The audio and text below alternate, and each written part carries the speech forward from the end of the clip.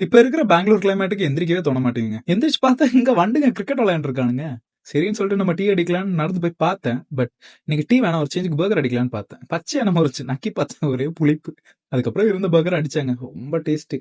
ரொம்பலாம் காசு கிடையாது. ஜஸ்ட் ₹100 தான். அதுக்கப்புறம் ஸ்டார்பக்ஸ் போனேன். காசு இருக்கிறனாலலாம் இல்லைங்க. ஜொமேட்டோல ஒரு ஃப்ரீ கூப்பன் கிடைச்சது. அதனால போய் குடிச்சேன். அப்படியே Zudio போய் ஒரு ஷாப்பிங்க போட்டேன். பேண்ட் எல்லாம் இல்லவே இல்லைங்க. ரொம்ப பழைய பேண்டா போட்டுட்டு அப்படியே என் மம்மிக்கு எப்பவும் பிடிச்ச போல கொஞ்சமா கிரியேட்டினை கலந்து ஜிம்முக்கு நடைய கட்டிட்டேன். இன்னைக்கு ஜிம்முக்கு போனது எப்பவும் போல கம்பிக்கு முத்தத்தை கொடுத்து வார்ம் அப் போட்டு நாள ஆரம்பிச்சிட்டேன்.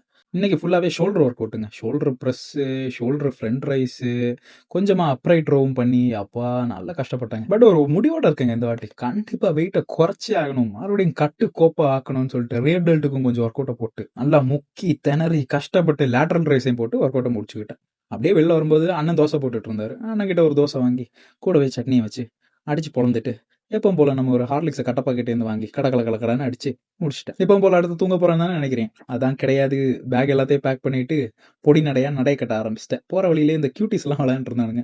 அவனுங்களே அப்படியே கொஞ்ச நேரம் பார்த்துட்டு சரி பஸ்ஸுக்கு டைம் ஆச்சேன்னு சொல்லிட்டு பஸ்ல ஏறிட்டேன். எங்க போறேன்னு தானே கேக்குறீங்க. அதுதான் சர்ப்ரைஸ். ஒரு மாதிரி ருட்டீனா சப்பையா போயிட்டு இருக்கேன். நம்ம ஏன் ஒரு ட்ரிப் அடிக்க கூடாதுன்னு ஒரு ட்ரிப் போயிட்டு இருக்கேன் மக்களே. எங்க நீங்க கூடி சீக்கிரம் பாப்பீங்க. போயிட்டு வரேன். உடம்பு பாத்துக்கோங்க.